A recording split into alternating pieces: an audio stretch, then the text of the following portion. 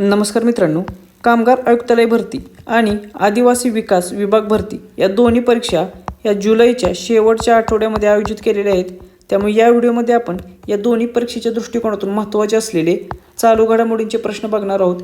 हे सर्व प्रश्न आपण 2025 आणि 2026 या 2 वर्षावरचे पाहणार आहोत, जेणेकरून परीक्षेमध्ये याची तुम्हाला मदत होईल आणि परीक्षेच्या दृष्टिकोनातून सर्व महत्त्वाचे प्रश्न येथे कव्हर करण्याचा आपण प्रयत्न करणार आहोत.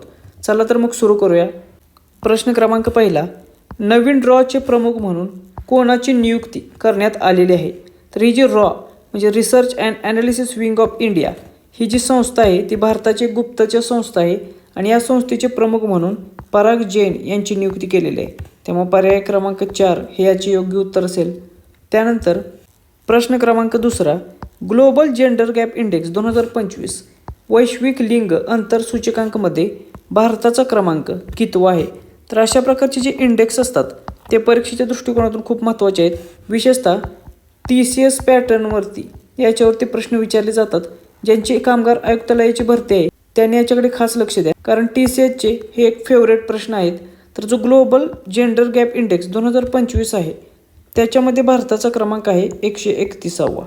त्यामुळे पर्याय क्रमांक 2 हे याचे योग्य उत्तर असेल. आता हा जो इंडेक्स आहे याचे प्रकाशन कोणी केलेले? तर वर्ल्ड इकॉनॉमिक फोरम या संस्थेमार्फत याचे प्रकाशन करण्यात आलेले. याच्यामध्ये शीर्ष देश कोणकोणते आहेत? तर पहिल्या क्रमांकावर आहे आइसलँड, नंतर आहे फिनलँड आणि नंतर आहे नॉर्वेचा देश. त्यानंतर भारताचा क्रमांक कितवा होता? तर तो होता 131वा.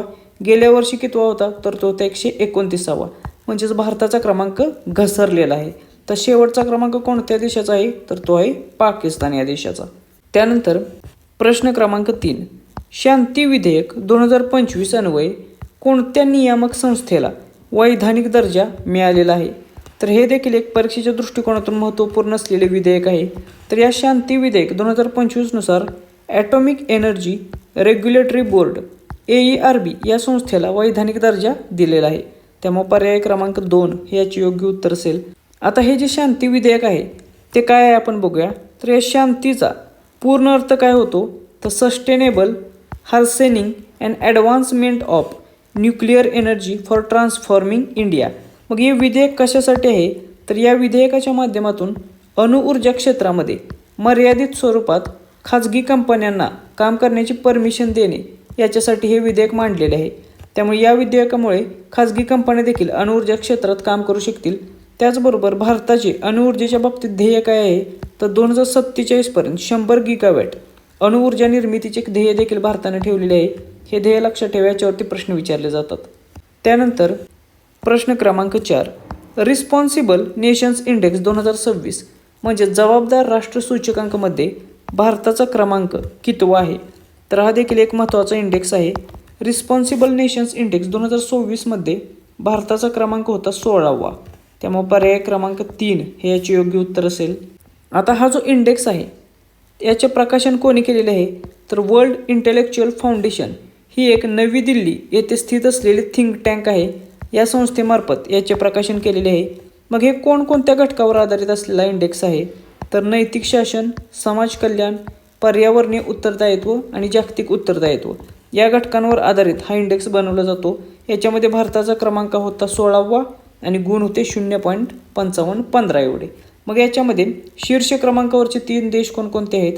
तर पहिल्या स्थानी होते सिंगापूर, त्यानंतर दुसरा क्रमांक होता स्वित्झर्लंडचा आणि तिसऱ्या क्रमांकावर होते डेन्मार्क. हे जे इंडेक्स असतात त्या इंडेक्सच्या बाबतीत 3 महत्त्वाच्या गोष्टी लक्षात ठेवा. त्यात पहिला गोष्ट आहे ती म्हणजे भारताचा क्रमांक याच्यामध्ये कितवा आहे. दुसरी गोष्ट असते या इंडेक्सचे प्रकाशन कोणी केलेले आहे आणि तिसरी महत्त्वाची गोष्ट असते पहिल्या क्रमांकावर कोणता देश आहे ते. त्यामुळे या तिन्ही गोष्टी कोणत्याही इंडेक्सच्या बाबतीत लक्षात ठेवायच्या. त्यानंतर प्रश्न क्रमांक 5, प्रजासत्ताक दिन 2026चे मुख्य अतिथी कोण आहेत? तर जो भारताचा प्रजासत्ताक दिन पार पडला 2026चा 26 जानेवारीला, त्याच्यामध्ये 2 प्रमुख अतिथी बोलवलेले होते. त्याच्यापैकी एक होते अँटोनियो कोस्टा आहे. त्यामुळे पर्याय क्रमांक 4 हे याचे योग्य उत्तर असेल. आता आपण जे 77वा प्रजासत्ताक दिन 2026 पार पडला त्याच्यामध्ये बोलवलेले दोन्ही मुख्य अतिथी बघूया. पहिले होते अँटोनियो कोस्टा जे युरोपियन काउन्सिलचे अध्यक्ष होते आणि दुसऱ्या होत्या उर्सुला वॉन डेर लेयन जे युरोपियन कमिशनचे अध्यक्ष होत्या. त्यामुळे दोन्ही नावे लक्षात ठेवा, याच्यावरती प्रश्न विचारले जातात. त्याचबरोबर 2026चा जो प्रजासत्ताक दिन होता त्याची थीम काय होते असा देखील प्रश्न विचारला जातो. तर वंदे मातरमची 150 वर्ष या थीमवर आधारित हा प्रजासत्ताक सोहळा पार पडला, त्यामुळे ही थीम देखील लक्षात ठेवा. प्रश्न क्रमांक 6, ऑस्ट्रेलियन ओपन 2026मध्ये पुरुष एकेरीचे विजेतेपद कोणी जिंकले? तर ही देखील एक महत्त्वाची स्पर्धा नुकतीच पार पडलेली आहे, ज्याच्यावरती देखील प्रश्न विचारले जातात. तर ही जी टेनिसची स्पर्धा आहे ऑस्ट्रेलियन ओपन 2026, याच्या पुरुष एकेरीचे विजेतेपद पटकवलेले आहे कार्लोस अल्कराज याने. त्यामुळे पर्याय क्रमांक 2 हे याचे योग्य उत्तर असेल. आता ज्या प्रकारे पुरुष एकेरीमध्ये कार्लोस अल्कराज याने विजय मिळवलेला आहे, त्याच प्रकारे महिला एकेरीमध्ये कोणाचा विजय झाला याच्यावरती देखील प्रश्न येऊ शकतो. तर महिला एकेरीचे विजेतेपद एलेना रायबाकिना हिने पटकवलेले असून ती कझाकिस्तान या देशाची आहे. त्यामुळे ही दोन्ही नावे लक्षात ठेवा. या दोन्ही नावांवरती पुरुष एकेरी किंवा महिला एकेरी याच्यावरती प्रश्न येऊ शकतो. त्यानंतर प्रश्न क्रमांक 7, वर्ल्ड हॅपीनेस रिपोर्ट 2026 विश्व प्रसन्नता अहवाल 2026मध्ये भारताचे स्थान काय आहे? तर हा देखील एक महत्त्वाचा रिपोर्ट आहे. तर वर्ल्ड हॅपीनेस रिपोर्ट 2026 नुसार भारताचा क्रमांक होता 116वा. त्यामुळे या प्रश्नाचे उत्तर असेल पर्याय क्रमांक 2 हे. आता हा जो रिपोर्ट आहे त्याचे प्रकाशन कोण करते? तर United Nation sustainable development solution network या संस्थेमार्फत याचे प्रकाशन केले जाते. याच्यामध्ये भारताचा क्रमांक होता 116वा. मग जर तुम्ही शेजारील देश बघितले तर नेपाळ आणि पाकिस्तान हे दोन्ही देश हॅपीनेस रिपोर्टमध्ये भारताच्या पुढे आहेत. तर बांगलादेश हा मात्र आपल्या पाठीमागे असलेला देश आहे. तर या इंडेक्समध्ये पहिल्या 3 क्रमांकावर कोणते देश आहे? तर पहिला आहे फिनलँड, दुसरा आहे आइसलँड आणि तिसरा आहे डेन्मार्क. तर पहिल्या क्रमांकावरचा देश इथे लक्षात ठेवा फिनलँड. तर शेवटच्या स्थानी कोणता देश आहे? तर तो आहे अफगाणिस्तान हा देश. त्यानंतर तर ही जी कामगार विभाग भरती 2026 आहे आणि चौकीदार विकास विभाग भरती 2026ची आहे, या दोन्ही परीक्षांसाठी आपली ऑनलाईन टेस्ट सिरीज आहे, त्या तुम्ही घेऊ शकता. याचा निश्चितच फायदा तुम्हाला परीक्षेसाठी होईल, कारण परीक्षेला अतिशय कमी वेळ बाकी आहे. त्यामुळे जेवढी जास्त प्रश्न तुम्ही सोडवाल तेवढी जास्त मार्क्स तुम्हाला परीक्षेमध्ये मिळतील. या दोन्ही टेस्ट सिरीज तुम्हाला आपल्या स्पर्धा परीक्षा मित्र या ॲपवरती मिळतील. या ॲपची लिंक खाली डिस्क्रिप्शन बॉक्स त्याचबरोबर कमेंट बॉक्समध्ये दिलेली आहे. ही ॲप डाउनलोड करून तुम्ही ज्या परीक्षेची तयारी करताय त्या परीक्षेसाठी ऑनलाईन बॅच जॉईन करू शकता. त्यानंतर प्रश्न क्रमांक 8, नवीन चीफ ऑफ डिफेन्स स्टाफ म्हणून कोणाची नियुक्ती झालेली आहे? तर तुम्ही बघितलं नुकतीच चीफ ऑफ डिफेन्स स्टाफ म्हणजे CDS यांची नियुक्ती करण्यात आलेली आहे. तर हे CDS पद काय आहे? तर CDS म्हणजे जे भारताचे भूदल आहे, नौदल आहे आणि हवाई दल आहे, या तिन्ही दलांचे प्रमुख म्हणून चीफ ऑफ डिफेन्स स्टाफ हे खूप महत्त्वाचे पद असते भारताच्या दृष्टिकोनातून. तर या चीफ ऑफ डिफेन्स स्टाफ यापदी नवीन नियुक्ती झालेली असून त्यांचे नाव आहे NS राजा सुब्रमणी हे. त्यामुळे पर्याय क्रमांक 1 हे याचं योग्य उत्तर असेल. आणि हे भारताचे कितवे CDS असतील? तर हे भारताचे 3रे CDS असतील. मग परीक्षेत तुम्हाला पहिले CDS कोण होते असा देखील प्रश्न येऊ शकतो. तर जनरल बिपिन रावत हे भारताचे पहिले चीफ ऑफ डिफेन्स स्टाफ होते, त्यामुळे हे देखील नाव लक्षात ठेवा. त्यानंतर प्रश्न क्रमांक 9, नीती आयोगाच्या उपाध्यक्षपदी कोणाची नियुक्ती करण्यात आलेली आहे? तर ही जी संस्था आहे नीती आयोग ही परीक्षेच्या दृष्टिकोनातून खूप महत्त्वाची आहे, कारण याच्यावरती नेहमी प्रश्न विचारले जातात. तर या नीती आयोगाच्या उपाध्यक्षपदी नुकतीच अशोक कुमार लाहिरी यांची नियुक्ती केलेली आहे. त्यामुळे पर्याय क्रमांक 4 हे याचे योग्य उत्तर असेल. आता आपण ह्या जो नीती आयोग आहे याच्या संबंधी काही महत्त्वाचे पॉईंट्स बघूया ज्याच्यावरती परीक्षेत प्रश्न विचारले जातात. तर या नीती आयोगाचा फुल फॉर्म काय आहे? तर national institution for transforming India हा फुल फॉर्म लक्षात ठेवा. हा फुल फॉर्म विचारला जातो. याची स्थापना कधी झाली? तर ती झाली 1 जानेवारी 2015ला. ही संस्था कशाच्या जागी आलेली आहे? तर या संस्थेने नियोजन आयोगाची जागा घेतलेली आहे, त्यामुळे हा पॉईंट देखील लक्षात ठेवा. त्यानंतर याचे मुख्यालय आहे नवी दिल्लीला. हे नियोजन मंत्रालयाच्या अंतर्गत काम करते. मग याचे अध्यक्ष कोण असतात? तर देशाचे पंतप्रधान या संस्थेचे अध्यक्ष असतात, त्यामुळे नरेंद्र मोदी ह्या नीती आयोगाचे अध्यक्ष आहेत. याच्या CEO कोण आहेत? तर निधी छब्बर यांच्याकडे याचा ॲडिशनल CEO म्हणून चार्ज आलेला आहे. आणि याच्या उपाध्यक्षपदी नुकतीच अशोक कुमार लाहिरी यांची नियुक्ती केलेली आहे. तर ही सर्व इन्फॉर्मेशन लक्षात ठेवा, याच्यावरती प्रश्न विचारले जातात. त्यानंतर प्रश्न क्रमांक 10, प्रोफेसर MS स्वामीनाथन पुरस्कार 2026 हा कोणाला मिळाला? तर हा एक महत्त्वाचा पुरस्कार आहे. याच्यावरती देखील परीक्षेत प्रश्न विचारले जातील. तर प्रोफेसर MS स्वामीनाथन पुरस्कार 2026 हा मिळालेला आहे डॉक्टर श्रीनिवासन राव यांना. त्यामुळे पर्याय क्रमांक 1 हे याचे योग्य उत्तर असेल. भारताच्या हरित क्रांतीचे जे जनक होते MS स्वामीनाथन त्यांच्या स्मरणार्थ हा पुरस्कार दिला जातो. त्यामुळे हा देखील परीक्षेच्या दृष्टिकोनातून खूप महत्त्वाचा आहे. आणि 2026चा हा पुरस्कार मिळालेला आहे डॉक्टर श्रीनिवास राव यांना. प्रश्न क्रमांक 11, स्टॉकहोम वॉटर प्राइज 2026 कोणी जिंकला? तर हा देखील एक महत्त्वाचा पुरस्कार आहे. स्टॉकहोम वॉटर प्राइज 2026 हा जिंकलेला आहे काव्य मदानी यांनी. त्यामुळे पर्याय क्रमांक 4 हे याचे योग्य उत्तर असेल. हा जो स्टॉकहोम वॉटर प्राइज आहे यालाच पाण्याचे नोबेल पारितोषिक असे देखील म्हटले जाते. त्यामुळे हा परीक्षेच्या दृष्टिकोनातून खूप महत्त्वाचा आहे. हा अवॉर्ड कोणातर्फे दिला जातो? तर स्टॉकहोम वॉटर फाउंडेशनतर्फे हा अवॉर्ड दिला जातो. आणि 2026चे विजेते कोण होते? तर काव्य मदानी, जे इराणी शास्त्रज्ञ आहेत आणि सर्वात तरुण विजेते देखील आहेत. त्यामुळे सर्वात तरुण विजेते असल्यामुळे यावरती तुम्हाला 100% प्रश्न येऊ शकतो. त्यानंतर प्रश्न क्रमांक 12, प्रजासत्ताक दिन परेड 2026मध्ये कोणत्या राज्याने सर्वोत्कृष्ट राज्य चित्ररथ हा पुरस्कार जिंकलेला आहे? तर आपल्याला माहीत आहे जे प्रजासत्ताक दिनी परेड चालतात त्याच्यामागे वेगवेगळे चित्ररथ सहभागी घेतात आणि त्यांना वेगवेगळे अवॉर्ड देखील दिले जातात. तर सर्वोत्कृष्ट चित्ररथ 2026 हा जो अवॉर्ड मिळालेला होता तो महाराष्ट्र राज्याला मिळाला. त्यामुळे पर्याय क्रमांक 3 हे याचे योग्य उत्तर असेल. ह्या जो 77व्या प्रजासत्ताक दिनी सर्वोत्कृष्ट चित्ररथाचा पुरस्कार मिळाला तो मिळाला महाराष्ट्र राज्याला. आणि त्याची थीम काय होती ती थीम देखील पेपरमध्ये विचारली जाते. तर याची थीम होती गणेशोत्सव आत्मनिर्भरतेचे प्रतीक. त्यामुळे हा पॉईंट इथे लक्षात ठेवा. त्यानंतर दुसरा क्रमांक मिळाला जम्मू आणि काश्मीर राज्याला हस्तकला आणि लोकनृत्य या चित्ररथासाठी. त्यानंतर तिसरा क्रमांक मिळाला केरळ राज्याला वॉटर मेट्रो आणि 100% डिजिटल साक्षरता या चित्ररथासाठी. त्यानंतर इतर कॅटेगरीमध्ये कोणकोणते विजेते होते ते देखील लक्षात घ्या. सर्वोत्कृष्ट मार्चिंग तुकडी कोण ठरली? तर भारतीय नौदल. हे लक्षात ठेवा, याच्यावरती प्रश्न येऊ शकतो. त्यानंतर मंत्रालय किंवा डिपार्टमेंटच्या श्रेणीमध्ये सर्वोत्कृष्ट मंत्रालय ठरलेले आहे सांस्कृतिक मंत्रालय. त्यामुळे हा देखील पॉईंट लक्षात ठेवा. आणि सर्वोत्कृष्ट CAPF कोण ठरलेले आहे? तर ती ठरलेली आहे दिल्ली पोलीस. त्यामुळे हा देखील पॉईंट लक्षात ठेवा. हे सर्व गोष्टी परीक्षेच्या दृष्टिकोनातून महत्त्वाच्या आहेत. त्यानंतर प्रश्न क्रमांक 13, निर्यात सज्जता सूचकांक 2024 एक्सपोर्ट प्रिपेअर्डनेस इंडेक्स यामध्ये कोणते राज्य हे अव्वल स्थानावर आहे? तर हा जो निर्यात सज्जता सूचकांक 2024 होता याच्यानुसार महाराष्ट्र हे पहिल्या क्रमांकावर राज्य होते. त्यामुळे पर्याय क्रमांक 4 हे याचे योग्य उत्तर असेल. आता परीक्षेत तुम्हाला असा प्रश्न विचारला जातो की निर्यात सज्जता सूचकांक कोणातर्फे जाहीर केला जातो? तर हा नीती आयोगातर्फे जाहीर केला जातो. आणि 2024चा हा 4था निर्यात सज्जता सूचकांक होता. याच्यामध्ये मोठ्या राज्यांमध्ये महाराष्ट्र हे पहिल्या क्रमांकावर होते. तर लहान राज्ये आणि केंद्रशासित प्रदेशांमध्ये उत्तराखंड हे पहिल्या क्रमांकावर होते. त्यामुळे हे दोन्ही नावे लक्षात ठेवा. त्यानंतर प्रश्न क्रमांक 14, 2025च्या ICC जागतिक कसोटी अजिंक्यपद स्पर्धेमध्ये कोणत्या देशाने विजेतेपद जिंकले? तर 2025ची जी ICC टेस्ट चॅम्पियनशिप पार पडली त्याचे विजेतेपद जिंकलेले होते दक्षिण आफ्रिकाच्या संघाने. त्यामुळे पर्याय क्रमांक 3 हे याचे योग्य उत्तर असेल.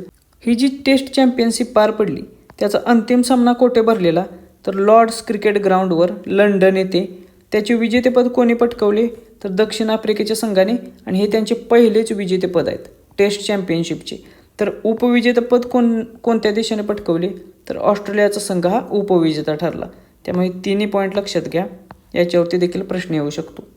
त्यानंतर प्रश्न क्रमांक 15, पहिल्या हॉकी इंडिया मास्टर्स कप 2025चे विजेतेपद कोणत्या राज्याने जिंकले? तर जेव्हा केव्हा अशा स्वरूपाची पहिल्यांदाच एखादी स्पर्धा देशांतर्गत किंवा इंटरनॅशनल लेवलला घडत असते तेव्हा त्याच्यावरती प्रश्न विचारण्याची टेंडन्सी खूप जास्त असते.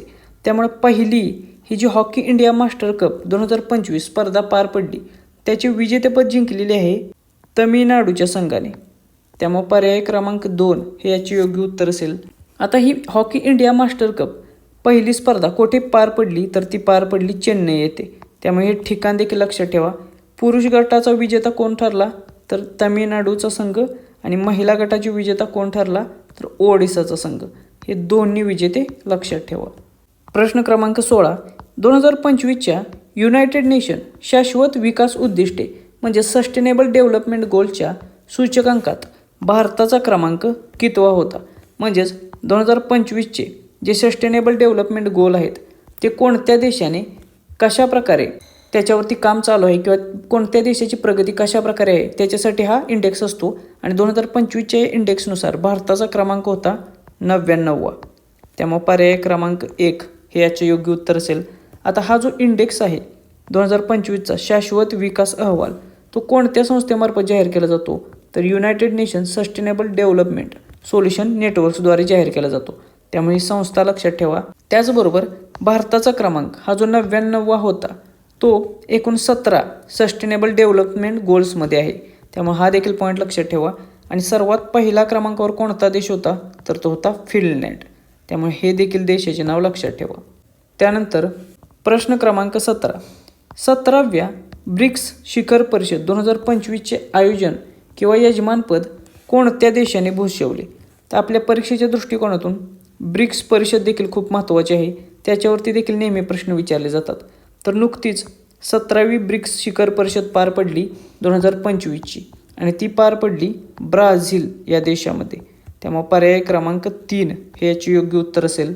आता परीक्षेत आपल्याला याची थीम देखील विचारली जाते. कोणत्या थीमवर आधारित ब्रिक्स शिखर परिषद पार पडली? तर 2025ची थीम होती strengthening global south cooperation and promoting a more inclusive and sustainable global governance. त्यामुळे ही थीम लक्षात घ्या.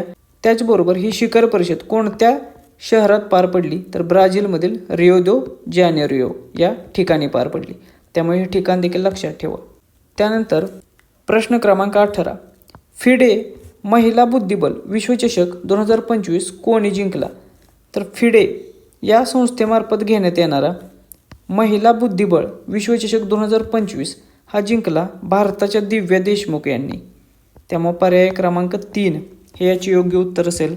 आता ही फिडेची महिला बुद्धिबळ स्पर्धा कोठे पार पडली तर जॉर्जियामधील बटुमी या ठिकाणी ही स्पर्धा पार पडली. याची विजेती होती दिव्या देशमुख तर उपविजेती भारताच्याच कोनेरू हम्पी या होत्या.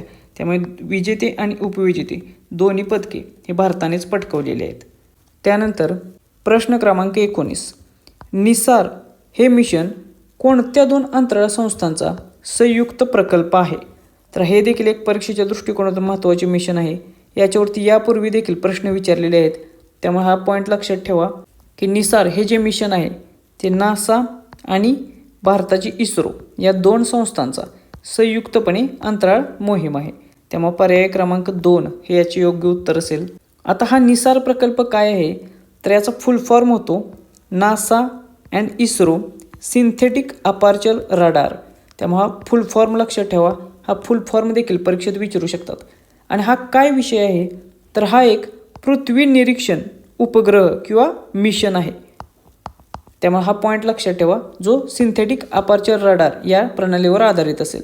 मग याच्यासाठी कोणते रॉकेट वापरले तर GSLV F-16 या रॉकेटचा उपयोग केला हे अंतराळात पाठवण्यासाठी. याची प्रक्षेपणाची तारीख काय होती तर 30 जुलै 2025 याची प्रक्षेपणाची तारीख होती. आणि कोणत्या ठिकाणावरून हे अंतराळात पाठवले तर सतीश धवन अंतराळ केंद्र आंध्र प्रदेश.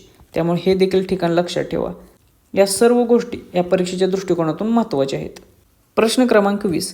भारतातील दुसरा सर्वात मोठा केबल स्टे ब्रिज कोणत्या राज्यात खुला करण्यात आला? तर भारतातील दुसरा सर्वात मोठा केबल स्टे ब्रिज हा सुरू करण्यात आलेला आहे कर्नाटक राज्यामध्ये. त्यामुळे पर्याय क्रमांक 1 हे याचे योग्य उत्तर असेल. आता हा जो ब्रिज आहे तो सिगंदूर केबल स्टे ब्रिज शिमोगा जिल्हा कर्नाटक येथे खुला करण्यात आलेला असून याची लांबी आहे 2.44 किलोमीटर एवढी. मग परीक्षेत तुम्हाला प्रश्न येतो या ब्रिजचे उद्घाटन कोणी केले? तर भारताचे रस्ते आणि वाहतूक मंत्री नितीन गडकरी यांच्या हस्ते याचे उद्घाटन केलेले. त्यामुळे याचे उद्घाटन मंत्री लक्षात ठेवा. त्याचबरोबर तुमच्या माहितीसाठी भारतातील सर्वात मोठा केबल स्टे ब्रिज कोणता आहे तर तो आहे सुदर्शन सेतू. तो कोणत्या राज्यात आहे तर तो आहे गुजरात या राज्यामध्ये. तर भारतातला पहिला cable stay bridge railway bridge कोठे आहे तर तो आहे जम्मू काश्मीर या राज्यात. त्याचं नाव काय आहे? अंजीखड ब्रिज हा. त्यामुळे दोन्ही इन्फॉर्मेशन लक्षात घ्या. प्रश्न क्रमांक 21, शिवनेरी किल्ला हा कोणत्या जिल्ह्यामध्ये स्थित आहे? तर आपल्याला माहीत आहे हा जो शिवनेरी किल्ला आहे तो आहे पुणे जिल्ह्यामध्ये. त्यामुळे पर्याय क्रमांक 3 हे याचे योग्य उत्तर असेल. आता हा चर्चेत का आहे? कारण मराठा मिलिटरी लँडस्केपचा युनेस्कोच्या जागतिक वारसास्थळांच्या यादीमध्ये समावेश झालेला आहे आणि हे भारतातील 44वे जागतिक वारसा स्थळ असणार आहे. त्यामुळे हा चर्चेतला मुद्दा आहे. त्यामुळे याच्यावरती देखील तुम्हाला प्रश्न विचारला जाईल. तर हे जे मराठा मिलिटरी लँडस्केप आहे याच्यामध्ये एकूण 12 प्रमुख किल्ल्यांचा समावेश केलेला आहे. त्याच्यामध्ये महाराष्ट्रातले 11 किल्ले आहेत, तर तमिळनाडूमधला 1 किल्ला आहे. मग हे महाराष्ट्रातले 11 किल्ले कोणकोणते आहेत? तर साल्हेर, शिवनेरी, लोहगड, खांदेरी, रायगड, राजगड, प्रतापगड, सुवर्णदुर्ग, पन्हाळा, विजयदुर्ग आणि सिंधुदुर्ग. त्यामुळे हे महाराष्ट्रातले 11 किल्ले हे तुम्हाला माहीतच असले पाहिजेत. त्याचबरोबर तमिळनाडूमधला कोणता एक किल्ला आहे? तर तो आहे जिंजीचा किल्ला. हा देखील तुम्हाला माहीत असलं पाहिजे. त्यामुळे भारतातील जागतिक वारसा स्थळांची यादी कितीपर्यंत पोहोचलेली आहे? ती आहे 44 पर्यंत. त्यानंतर प्रश्न क्रमांक 22, पृथ्वीच्या चुंबकीय कवचाचा अभ्यास करण्यासाठी नासाने कोणते मिशन सुरू केलेले आहे? तर पृथ्वीच्या चुंबकीय कवचाचा अभ्यास करण्यासाठी नासाने नुकतेच मिशन सुरू केलेले आहे आणि त्याचे नाव आहे ट्रेसर्स. त्यामुळे पर्याय क्रमांक 1 हे याचे योग्य उत्तर असेल. तर या ट्रेसरचा फुल फॉर्म काय आहे? तर टँडम रिकनेक्शन कर्व्स इलेक्ट्रोडायनॅमिक्स रिकॉनिसेन्स सॅटेलाइट्स. त्यामुळे हा फुल फॉर्म देखील लक्षात ठेवा. याचा उद्देश काय आहे या ट्रेसर्स मिशनचा? तर पृथ्वीचे जे चुंबकीय कवच आहे त्या कवचाचा अभ्यास करणे. का? तर आपले हे जे चुंबकीय कवच आहे पृथ्वीचे ते आपला अंतराळातील जे हवामान आहे, उदाहरणार्थ सौर वारे इत्यादी, त्यांच्यापासून आपले संरक्षण करत असते. त्यामुळे त्याचा अभ्यास करण्यासाठी हे मिशन सुरू करण्यात आलेले आहे. त्याच्यानंतर प्रश्न क्रमांक 23, 2025चा रॅमन मॅग्सेस पुरस्कार कोणत्या भारतीय संस्थेने जिंकला? तर हा जो रॅमन मॅग्सेस पुरस्कार आहे त्याला आशियाचा नोबेल पुरस्कार म्हणून ओळखलं जातं आणि 2025चा हा रॅमन मॅग्सेस पुरस्कार भारतातील एज्युकेट गर्ल्स या संस्थेने जिंकलेला आहे. त्यामुळे पर्याय क्रमांक 4 हे याचे योग्य उत्तर असेल. अशा प्रकारे रॅमन मॅग्सेस पुरस्कार मिळवणारी ही भारतातील पहिलीच संस्था आहे. त्यामुळे याच्यावरती 100% प्रश्न येऊ शकतो. तर हा जो रॅमन मॅग्सेस पुरस्कार आहे त्याची सुरुवात कधी झाली? तर ती झाली 1958ला. मग 2025चे विजेते कोणकोणते आहेत? तर पहिला विजेता आहे एज्युकेट गर्ल्स. मग याचे संस्थापक कोण आहेत? तर ते आहेत सफिना हुसैन. हे संस्थापक देखील लक्षात ठेवा. याच्यावरती देखील प्रश्न विचारलेला आहे यापूर्वी. आणि हा पुरस्कार मिळवणारी ही भारतातील पहिलीच संस्था आहे. त्यानंतर दुसरी कोण आहे? तर 2025लाच शाहिना अली ज्या मालदीवच्या आहेत पर्यावरणीय कार्यकर्त्या, त्यांना देखील रॅमन मॅग्सेस पुरस्कार मिळालेला आहे.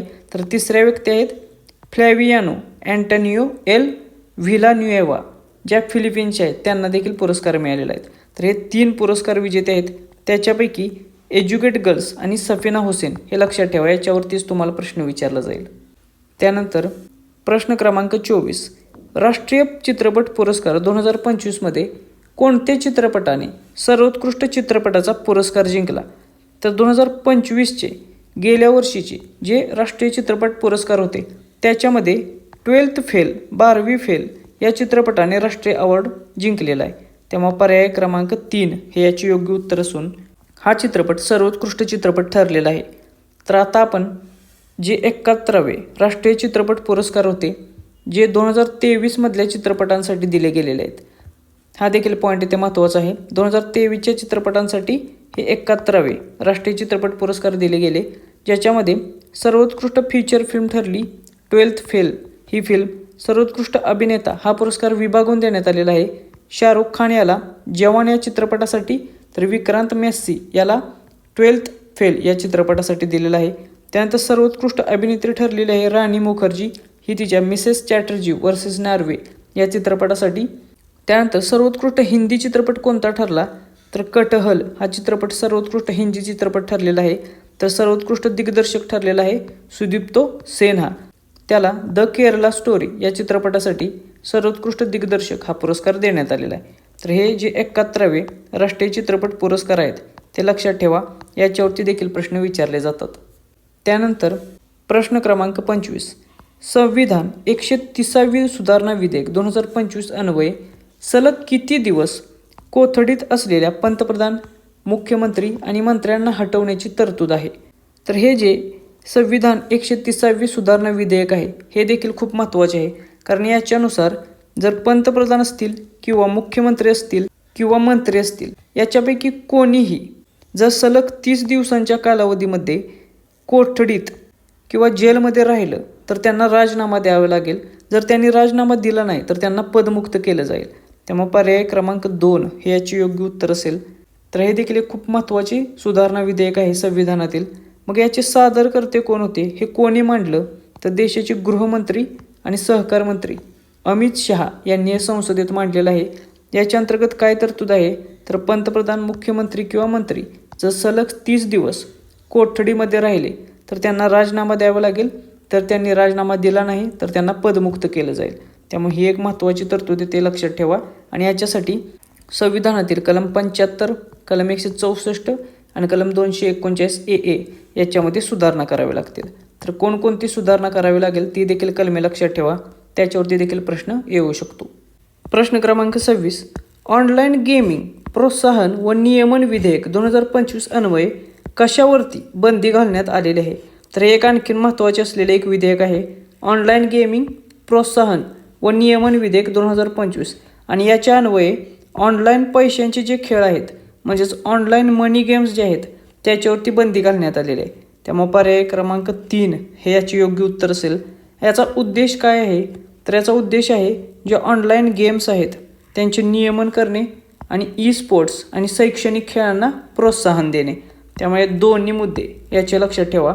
त्याचबरोबर बंदी कशावरती आहे, तर पोकर, रमी, फॅन्टसी स्पोर्ट जे आहेत त्याच्यासारखे जे पैशांचे खेळ आहेत, मनी गेम्स आहेत, त्याच्यावरती याच्या अंतर्गत बंदी घालण्यात आलेली आहे. आणि जर याच्या अंतर्गत या बंदीचे उल्लंघन केले तर काय कार्यवाही असणार आहे, तर याच्यासाठी शिक्षा म्हणून पैशांच्या खेळासाठी 3 वर्षांपर्यंतचा तुरुंगवास आणि 1 कोटी रुपये दंडाची तरतूद करण्यात आलेली आहे. त्यामुळे ही शिक्षेची तरतूद देखील तुम्हाला माहीत असली पाहिजे, याच्यावरती देखील प्रश्न येऊ शकतो. त्यानंतर प्रश्न क्रमांक 27. दादासाहेब फाळके पुरस्कार 2025 ने कोणाला सन्मानित करण्यात आले आहे?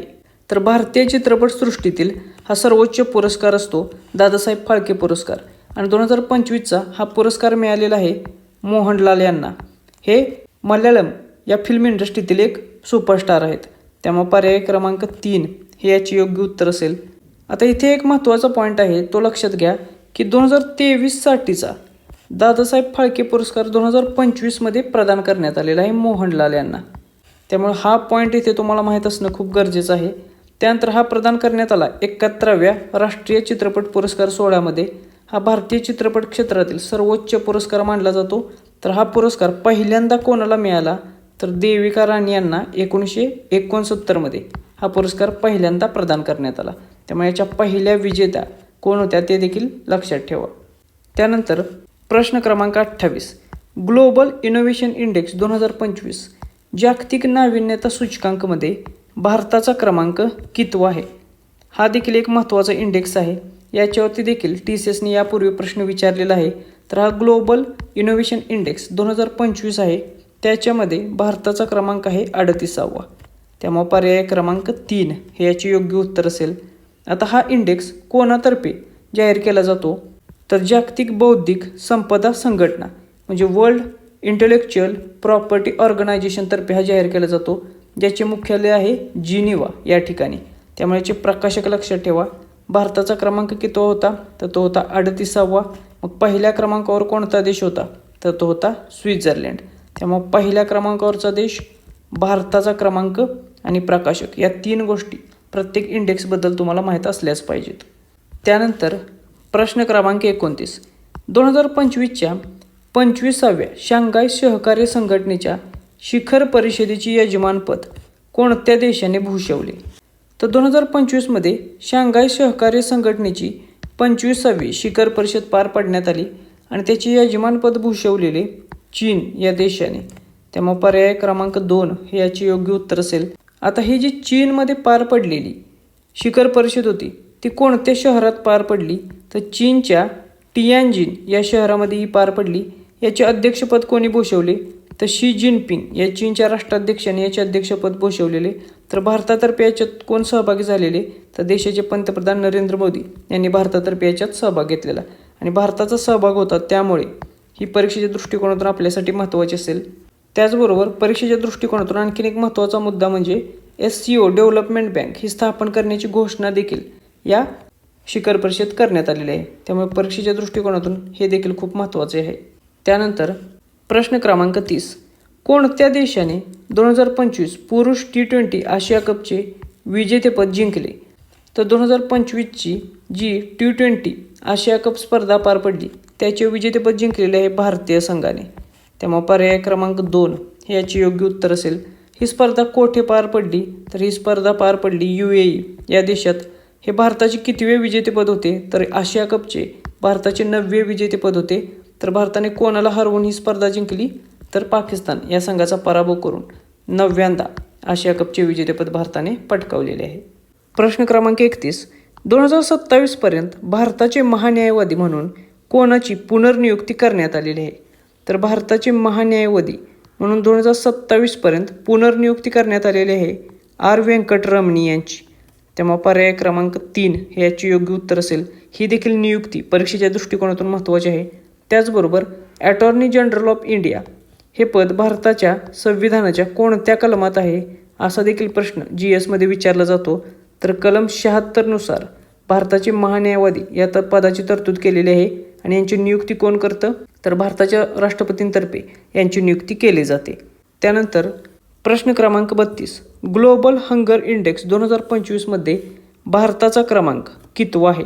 तर हा देखील आणखीन एक महत्त्वाचा इंडेक्स आहे ग्लोबल हंगर इंडेक्स. आणि याच्यामध्ये 2025च्या या इंडेक्समध्ये भारताचा क्रमांक आहे 102वा. त्यामुळे पर्याय क्रमांक 2 हे याचे योग्य उत्तर असेल. आता हा इंडेक्स कोणातर्फे प्रकाशित केला जातो? तर कन्सर्न वर्ल्ड वाईड आणि वेल्थ हंगर हिर्प या संस्थांमार्फत याचा प्रकाशन केले जाते. त्यामुळे याचे प्रकाशक लक्षात ठेवा. याच्यामध्ये भारताचा क्रमांक होता 102वा आणि भारताचा स्कोर होता 25.8 एवढा. मग शीर्षस्थानावर कोणते देश होते? तर Armenia, Belarus, Bosnia, Bulgaria, Chile, चीन या देशांचा क्रमांक टॉपच्या कंट्रीजमध्ये येतो. तर सर्वात वाईट अवस्था याच्या अंतर्गत कोणत्या देशाची आहे? तर ते आहे सोमालिया या देशाची. तर या इंडेक्सच्या दृष्टिकोनातून या इंडेक्सचे प्रकाशन कोण करते आणि भारताचा क्रमांक किती होता या दोन गोष्टी लक्षात ठेवा. प्रश्न क्रमांक 33. मिग्ला घाटात जगातील सर्वात उंच मोटार योग्य रस्ता कोठे बांधण्यात आला? तर हा जो मिग्ला घाट आहे तो आहे लडाखमध्ये. त्यामुळे जगातील सर्वात उंच मोटार योग्य रस्ता बांधण्यात आलेला आहे या लडाखमधील मिग्ला घाटामध्ये. त्यामुळे पर्याय क्रमांक 4 हे याचे योग्य उत्तर असेल. आता हा रस्ता कोणी बांधला? तर तो बांधला सीमा रस्ता संघटना म्हणजे बॉर्डर रोड ऑर्गनायझेशन या संस्थेने. त्यामुळे याची निर्मिती कोणी केली ते देखील तुम्हाला माहीत असलं पाहिजे. त्यानंतर प्रश्न क्रमांक 34. भारतातील पहिला ग्लास सस्पेन्शन ब्रिज कोणत्या शहरामध्ये बांधला जात आहे? तर भारतातील पहिला ग्लास सस्पेन्शन ब्रिज हा ऋषिकेश या ठिकाणी बांधला जात आहे. त्यामुळे पर्याय क्रमांक 2 हे याचे योग्य उत्तर असेल. आता हे ठिकाण कोठे आहे? तर ते आहे उत्तराखंड येथे. कोणत्या नदीवर बांधला जात आहे असा प्रश्न येऊ शकतो. तर तो गंगा नदीवरती बांधला जात आहे. आणि याचं नाव काय आहे? तर याचं नाव आहे बजरंग सेतू. त्यामुळे या 2-3 पॉईंट येथे लक्षात ठेवा. त्यानंतर प्रश्न क्रमांक 35. 46व्या आणि 47व्या आशियन शिखर परिषद 2025चे यजमानपद कोणत्या देशाने भूषवले? तर 46वी आणि 47वी जी आशियन शिखर परिषद 2025 पार पडली त्याची यजमानपद भूषवलेले मलेशिया या देशाने. त्यामुळे पर्याय क्रमांक 2 हे याचे योग्य उत्तर असेल. परीक्षेत तुम्हाला ही कोणत्या शहरात पार पडली असा देखील प्रश्न येऊ शकतो. तर मलेशियामधील क्वालालंपूर या शहरामध्ये याचे आयोजन करण्यात आलेले. याचे अध्यक्ष कोण होते या शिखर परिषदेचे? तर अनवर इब्राहिम जे मलेशियाचे पंतप्रधान आहेत त्याचे अध्यक्ष होते. थीम काय होती या शिखर परिषदेची? तर इन्क्लुझिव्हिटी आणि सस्टेनेबिलिटी या थीमवर आधारित ही शिखर परिषद 2025ची पार पडली. त्याचबरोबर परीक्षेच्या दृष्टिकोनातून आणखीन एक महत्त्वाची घोषणा आहे भारताची, ती देखील तुम्हाला विचारू शकतात. तर भारत देशाने 2026 हे वर्ष आशियान भारत सागरी सहकारी वर्ष म्हणून घोषित केलेले आहे. त्यामुळे तुम्हाला परीक्षेत प्रश्न येऊ शकतो की आशियान आणि भारत सागरी सहकारी वर्ष म्हणून कोणते वर्ष घोषित केले, तर 2026 हे त्याचे योग्य उत्तर असेल. प्रश्न क्रमांक 36, विज्ञान रत्न पुरस्कार 2025 कोणाला मिळाला? तर हा देखील एक परीक्षेच्या दृष्टिकोनातून महत्त्वाचा असलेला पुरस्कार आहे. विज्ञान रत्न पुरस्कार 2025 हा मिळालेला आहे जयंत विष्णू नारळीकर यांना.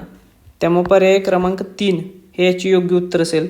हा पुरस्कार कशासाठी दिला जातो, तर विज्ञान, तंत्रज्ञान आणि तंत्रज्ञानावर आधारित जे नव उपक्रम म्हणजे इनोव्हेशन्स आहेत त्याच्या क्षेत्रामध्ये दिलेल्या योगदानासाठी हा पुरस्कार दिला जातो.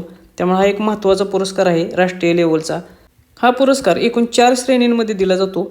एक आहे तो विज्ञान रत्न जो जयंत विष्णू नारळीकर यांना मरणोत्तर मिळालेला आहे. त्यानंतर दुसरा असतो विज्ञान श्री जो एकूण 8 शास्त्रज्ञांना देण्यात आलेला आहे.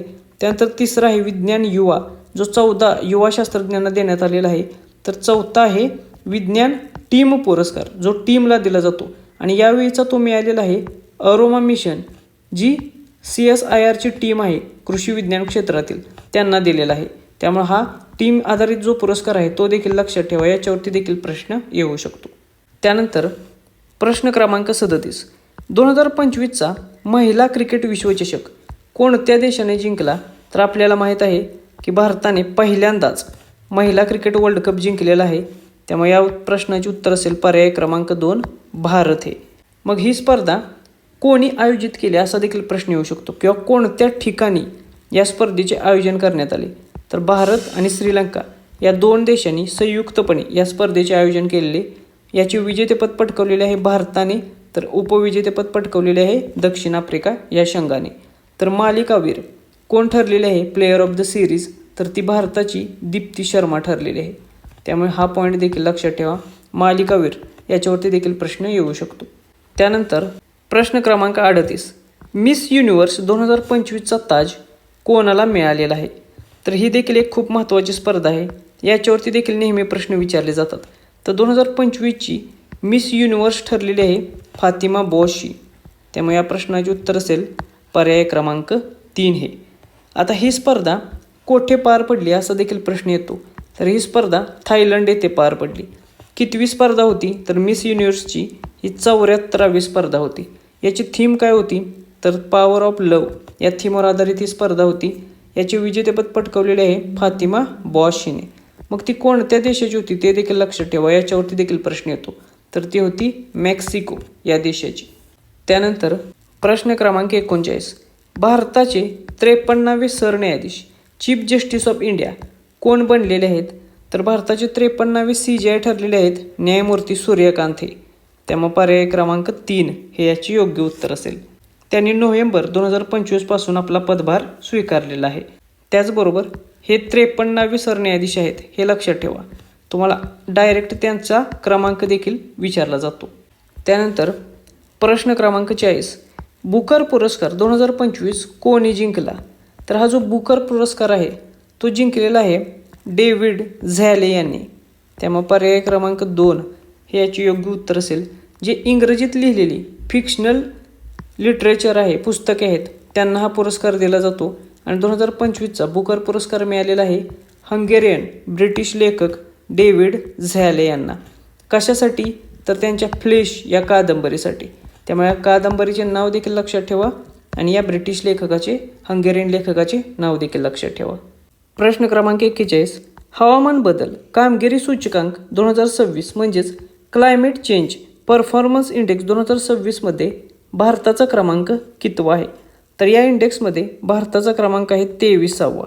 त्यामुळे पर्याय क्रमांक 1 हे याचे योग्य उत्तर असेल. तर हा जो क्लायमेट चेंज परफॉर्मन्स इंडेक्स आहे तो German watch, new climate institute आणि द क्लायमेट ॲक्शन नेटवर्क या संस्थांमार्फत जारी केला जातो. त्यामुळे या संस्था देखील महत्त्वाच्या आहेत.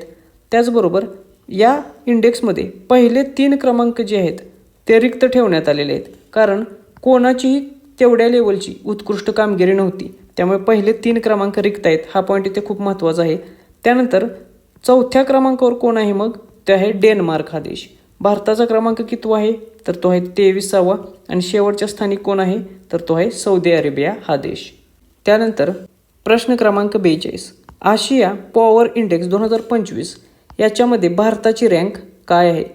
तर हा एक इंडेक्स आहे, तो आशियाच्या बाबतीत या खंडामध्ये, आशिया खंडामध्ये कोणत्या देशाचा सर्वात जास्त इन्फ्लुएन्स आहे, कोणत्या देशाची पॉवर सर्वात जास्त आहे, कोणता देश या खंडावरती राज्य करतो, या उद्देशानं तयार केलेला असतो. आणि हा आशिया पॉवर इंडेक्स 2025मध्ये भारताचा क्रमांक आहे 3रा. त्यामुळे पर्याय क्रमांक 2 हे याचे योग्य उत्तर असेल. हा कोणत्या संस्थेमार्फत जारी केला जातो? तर लोवी इन्स्टिट्यूट जे ऑस्ट्रेलियाचे आहे त्याच्यामार्फत जारी केला जातो. भारताला एकूण 40 गुणांसह 3ऱ्या स्थान देण्यात आलेलं आहे. मग आशियावरती इन्फ्लुएन्स असणारा सर्वात शक्तिशाली पहिले 2 देश कोण आहेत? तर पहिल्या स्थानी आहे अमेरिका, दुसऱ्या स्थानी आहे चीन आणि त्याच्यानंतर मग भारताचा क्रमांक लागतो. तर हे पहिले तिन्ही देश तुम्हाला माहीत असणं आवश्यक आहे. त्यानंतर प्रश्न क्रमांक 43, भारतातील पहिला पूर्णपणे स्वदेशी MRI स्कॅनर कोणी विकसित केलेला आहे? तर भारतामध्ये बेंगलोर येथे असलेले एक स्टार्टअप आहे व्हॉक्सेल ग्रीड. तर या व्हॉक्सेल ग्रीडने भारतातील पूर्णपणे स्वदेशी बनावटीचा MRI स्कॅनर विकसित केलेला आहे. त्यामुळे या प्रश्नाचे उत्तर असेल पर्याय क्रमांक 2 हे. आणि हा जवळपास 1.5 टेस्ला एवढ्या शक्तीचा हा MRI स्कॅनर आहे. प्रश्न क्रमांक 44, 2025-26ची सय्यद मुश्ताक अली ट्रॉफी कोणत्या संघाने जिंकली? तर सर्वात आधी ही स्पर्धा कशाशी संबंधित आहे? तर ही स्पर्धा क्रिकेट या खेळाशी संबंधित आहे. त्यामुळे हा पॉईंट इथे लक्षात ठेवा. कधी कधी याच्यावरती देखील प्रश्न विचारला जातो. तर 2025 आणि 26ची ही जी सय्यद मुश्ताक अली ट्रॉफी आहे ती जिंकलेली आहे झारखंडच्या संघाने. त्यामुळे पर्याय क्रमांक 3 हे याचे योग्य उत्तर असेल. ही जी स्पर्धा झाली ती एकूण 18वी स्पर्धा होती. याचं विजेतेपद पटकवलेलं आहे झारखंडने आणि हे त्यांचं पहिलेच विजेतेपद आहे. त्यामुळे याच्यावरती परीक्षेत प्रश्न विचारण्याची शक्यता जास्त आहे. उपविजेता होता हरियाणाचा संघ, तर मालिकावर ठरलेला आहे झारखंडचा अनुकूल रॉय हा. याच्यानंतर प्रश्न क्रमांक 45, ब्लूबर्ड ब्लॉक 2 हा उपग्रह इस्रोच्या कोणत्या रॉकेटचा वापर करून प्रक्षेपित करण्यात आला? तर हा जो ब्लूबर्ड ब्लॉक 2 हा उपग्रह आहे तो भारताचा नसून अमेरिकेचा उपग्रह आहे, USAचा. आणि हा उपग्रह भारताच्या LVM-3M6 म्हणजेच बाहुबली या रॉकेटच्या साहाय्याने प्रक्षेपित केलेला आहे. त्यामुळे पर्याय क्रमांक 2 हे याचे योग्य उत्तर असेल. हा जो ब्लूबर्ड ब्लॉक 2 आहे तो अमेरिकेच्या नेक्स्ट जनरेशनचा कम्युनिकेशन सॅटेलाईट आहे. त्यामुळे हा देखील लक्षात ठेवा पॉईंट. तुम्हाला प्रश्न येऊ शकतो ब्लूबर्ड ब्लॉक 2 हा कोणत्या प्रकारचा सॅटेलाईट आहे? तर हा कम्युनिकेशन सॅटेलाईट आहे. याचे प्रक्षेपण इस्रोने श्रीहरिकोटा या ठिकाणाहून केले. याच्यासाठी LVM-3M6 हे बाहुबली रॉकेट वापरलेले होते आणि हा उपग्रह लो अर्थ ऑर्बिटमध्ये स्थिर करण्यात आलेला आहे. म्हणजे लो अर्थ ऑर्बिटचा हा उपग्रह आहे. प्रश्न क्रमांक 46, विकसित भारत रोजगार व उपजीविका हमी मिशन ग्रामीण विधेयक 2025 द्वारे कोणत्या कायद्याची जागा घेण्यात आली? तर हे देखील एक परीक्षेच्या दृष्टिकोनातून अतिशय महत्त्वाचे विधेयक आहे. आणि हे विधेयक विकसित भारत रोजगार व उपजीविका हमी मिशन ग्रामीण हे विधेयकाने मनरेगा या कायद्याची जागा घेतली. त्यामुळे पर्याय क्रमांक 1 हे याचे योग्य उत्तर असेल. आता याच्याबद्दल थोडी अधिक माहिती आपण बघूया कारण हे परीक्षेच्या दृष्टिकोनातून खूप महत्त्वाचे आहे. तर हे जे VBG रामजी हे जे बिल आहे ते सादरकर्ते कोण आहेत? तर हे ग्रामीण विकास मंत्रालयाने मांडलेले बिल आहे. याच्यामध्ये काय महत्त्वाच्या तरतुदी आहेत? तर जे अकुशल कामगार आहेत त्यांच्यासाठी वर्षाला 125 दिवसांच्या कामाची हमी या विधेयकांतर्गत देण्यात आलेली आहे. जी मनरेगामध्ये 100 दिवसांची होती ते आता वाढवून 125 दिवसांची करण्यात आलेली आहे. त्यामुळे हा एक पॉईंट लक्षात ठेवा. त्याचबरोबर निधीचे वाटप याच्यासाठी कसे असणार आहे? तर केंद्र सरकार 60% निधी देणार आहे, तर राज्य आणि केंद्रशासित प्रदेशांना 40% एवढा निधी द्यायचा आहे. जी ईशान्येकडची आणि हिमालयन राज्य आहेत त्यांच्यासाठी निधीचे प्रमाण 90-10 अशा प्रमाणात ठेवलेलं आहे. तर हा निधी देखील लक्षात ठेवा. त्याचबरोबर आपल्याला मनरेगा या कायद्याचा इतिहास देखील माहीत असणं आवश्यक आहे. हा कायदा कधीचा आहे? तर हा कायदा 2005चा आहे. याची अंमलबजावणी कधी सुरू झाली? तर 2 फेब्रुवारी 2006ला याची अंमलबजावणी सुरू करण्यात आली. तर महात्मा गांधीजींचं नाव कधी देण्यात आलं? तर 2009मध्ये. त्यामुळे ह्या तिन्ही पॉईंट लक्षात ठेवा. याच्यावरती देखील प्रश्न विचारले जातात. त्यानंतर प्रश्न क्रमांक 47, 2026च्या हिवाळी ऑलिम्पिक खेळांचे यजमानपद कोणत्या देशाने भूषवले? तर नुकतीच 2026ची हिवाळी ऑलिम्पिक विंटर ऑलिम्पिक गेम्स पार पडल्या आणि त्या पार पडल्या इटली या देशामध्ये. त्यामुळे पर्याय क्रमांक 4 हे याचे योग्य उत्तर असेल. इटलीमधील कोणत्या ठिकाणी या स्पर्धा पार पडल्या? तर मिलान आणि कार्टिना या ठिकाणी या स्पर्धा पार पडल्या. त्यामुळे ही 2 ठिकाणी लक्षात ठेवा. या स्पर्धेचा मोटो काय होता? तर इट्स युअर वाईब हा या स्पर्धेचा मोटो होता. भारताकडून याच्यामध्ये सहभागी झालेले खेळाडू कोणते होते? तर आरिफ मोहम्मद खान आणि स्तानझिन लुंडूप हे 2 खेळाडू भारतातर्फे सहभागी झालेले. ही नावे लक्षात ठेवा. त्याचबरोबर पदक तालिकेमध्ये सर्वात जास्त पदके कोणी पटकावली? तर ती पटकावली नॉर्वेने, त्याच्यानंतर अमेरिकाने आणि त्याच्यानंतर नेदरलँड या देशाने. तर सर्वात जास्त पदके नॉर्वे या देशाने पटकावलेले आहेत, हे देखील लक्षात ठेवा. त्यानंतर प्रश्न क्रमांक 48 भ्रष्टाचार धारणा सूचकांक 2025 म्हणजेच करप्शन परसेप्शन इंडेक्स मध्ये भारताचा क्रमांक कितवा आहे? तर हा एक फेवरेट प्रश्न आहे TCSचा. ह्या इंडेक्सवरती नेहमी TCS प्रश्न विचारते. तर हा जो करप्शन परसेप्शन इंडेक्स आहे 2025चा, याच्यामध्ये भारताचा क्रमांक आहे 91 एवढा. त्यामुळे पर्याय क्रमांक 2 हे याचे योग्य उत्तर असेल. याचे प्रकाशन कोण करते? तर ट्रान्सपरन्सी इंटरनॅशनल ही एक गैरसहकारी संस्था आहे. या संस्थेमार्फत याचे प्रकाशन केले जाते. त्यामुळे ही संस्था लक्षात ठेवा. भारताचा क्रमांक आहे 91, ते देखील लक्षात ठेवा. तर सर्वात कमी भ्रष्टाचारी देश कोणता आहे? तर तो आहे डेन्मार्क. त्यामुळे हा देखील पॉईंट लक्षात ठेवा. त्याचबरोबर सर्वात जास्त भ्रष्टाचारी देश कोणता आहे? तर तो आहे दक्षिण सुदान. तर ही सर्व इन्फॉर्मेशन देखील परीक्षेच्या दृष्टिकोनातून महत्त्वाची आहे. प्रश्न क्रमांक 49 2026च्या महिला प्रीमियर लीग याचे विजेतेपद कोणत्या संघाने जिंकले? तर WPL 2026 ही जिंकलेली आहे RCBच्या संघाने, रॉयल चॅलेंजर्स बेंगलुरू. त्यामुळे पर्याय क्रमांक 1 हे याचे योग्य उत्तर असेल. मग याचे उपविजेतेपद कोणी पटकावले? तर दिल्ली कॅपिटल्स या संघाने उपविजेतेपद पटकावलेले आहे. मालिकावीर कोण ठरलेले आहे? तर सोफी डिवाइन गुजरात जायंट्सची ही मालिकावीर ठरलेली आहे. तर या स्पर्धेमध्ये सर्वाधिक धावा कोणी केल्या? तर भारताच्या स्मृती मंधाना किंवा रॉयल चॅलेंजर्स बेंगलुरूच्या स्मृती मंधाना हिने या सर्वाधिक धावा केलेल्या आहेत. त्यानंतर प्रश्न क्रमांक 50 79व्या 2025-26च्या संतोष ट्रॉफीचे विजेतेपद कोणत्या संघाने जिंकले? तर ही जी संतोष ट्रॉफी आहे ती कशाची स्पर्धा आहे? तर ही आहे फुटबॉलची स्पर्धा. हा पॉईंट आधी येथे लक्षात ठेवा. याच्यावरती देखील प्रश्न विचारला जातो. आणि 2025-26ची ही जी 79वी फुटबॉल स्पर्धा झाली त्याचे विजेतेपद पटकावलेले आहे सर्व्हिसेसच्या संघाने. त्यामुळे पर्याय क्रमांक 3 हे याचे योग्य उत्तर असेल. कधीकधी याच्या उपविजेत्यावरती देखील प्रश्न विचारलेला आहे. तर याचे उपविजेतेपद होते केरळच्या संघाने, तर विजेतेपद पटकावलेले होते सर्व्हिसेसने आणि हे त्यांचे 8वे विजेतेपद होते. तर या स्पर्धेचा अंतिम सामना कोठे खेळवला? तर तो खेळवला आसाम राज्यामध्ये. तर अशा रीतीने हे परीक्षेच्या दृष्टिकोनातून महत्त्वाचे असे 50 MCQ आपण बघितलेले आहेत. हे सर्व प्रश्न 2025-26च्या चालू घडामोडींवर आधारित होते आणि परीक्षेच्या दृष्टिकोनातून अतिशय महत्त्वाचे आहेत. त्यामुळे याची देखील तुम्हाला परीक्षेसाठी निश्चितच मदत होईल. त्याचबरोबर कामगार विभाग भरतीच्या कायद्यांचा सराव करण्यासाठी ही एक आपली ऑनलाईन टेस्ट सिरीज आहे. ती तुम्हाला आपल्या स्पर्धा परीक्षा मित्र या ॲपवरती मिळून जाईल.